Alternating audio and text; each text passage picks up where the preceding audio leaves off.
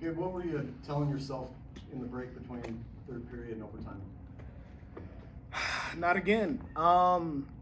Last time me and Ryder wrestled was Cadet World Team Trials in 2021, April 2021, I think it was, if I'm not mistaken. And I was looking to make my first world team, and that dream got taken away from me my first match there. So things like that you don't forget, and moments like that where everything kind of just disappears and you kind of watch all your hard work go to nothing. That pain, that hurt, it doesn't go away. So I was reminding myself of that moment, and there's no way in hell he's going to come in and do it in my home. Just not happening.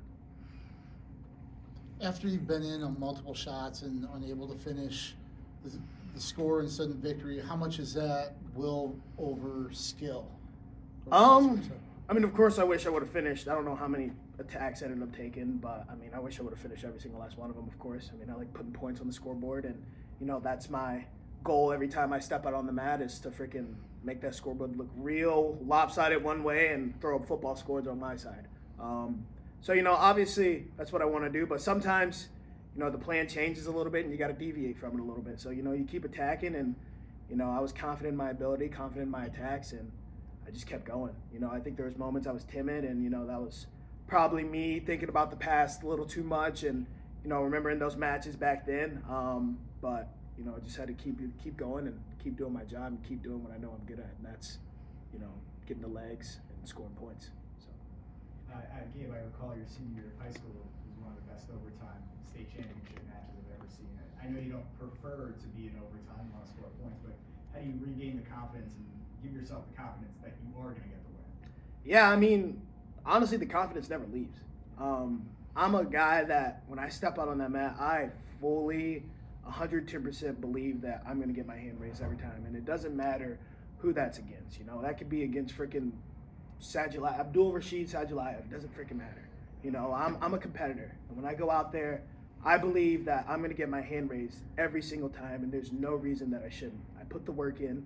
I have the skill. I have the talent. I have all that. There's no reason why I can't go out there and get my hand raised. So the confidence never leaves. And of course I don't like being in overtime, but sometimes things happen. And like I said, you got to deviate from the plan, but you still got to go and get the freaking job done.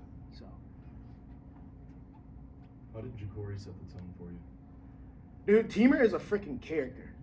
There's no other way to describe it. That guy just brings a different life to the program, I think. He's kind of like me in the sense of he just marches to the beat of his own drum, and that's just what makes Jakori Teamer. The guy's got unbelievable ability on the mat, and off the mat, he's just a cool, chill dude.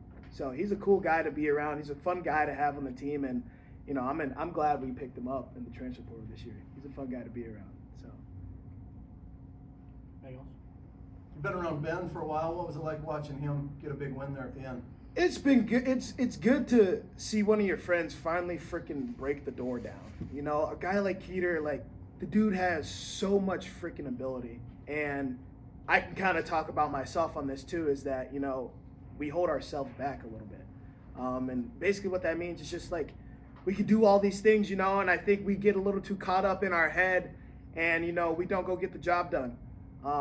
So I think that was a good reminder for Keeter that, hey, dude, you're that guy, and you can freaking compete with anyone on this freaking planet. The dude just got done wrestling one of the most dominant guys in U20s. I forget his name, Musami. I don't know how to pronounce it, and I'm probably botching it, so forgive me. But the guy can compete with these guys. That was a decision match, and I think he forgets that sometimes. And he goes into these matches and he's almost trying to survive. No, dude, you're not a normal heavyweight, Ben Keeter.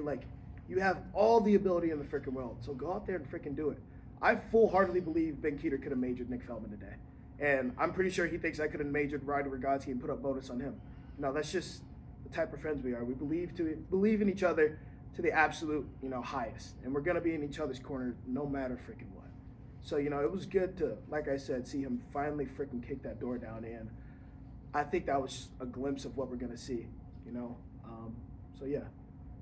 I'm going to end this off on this. We got Penn State next week, and we didn't get the job done last year, and that kind of sucks. But we're going to get it done this year. So this time, we'll be in your home dojo, And I promise, your head's mine. Bucket.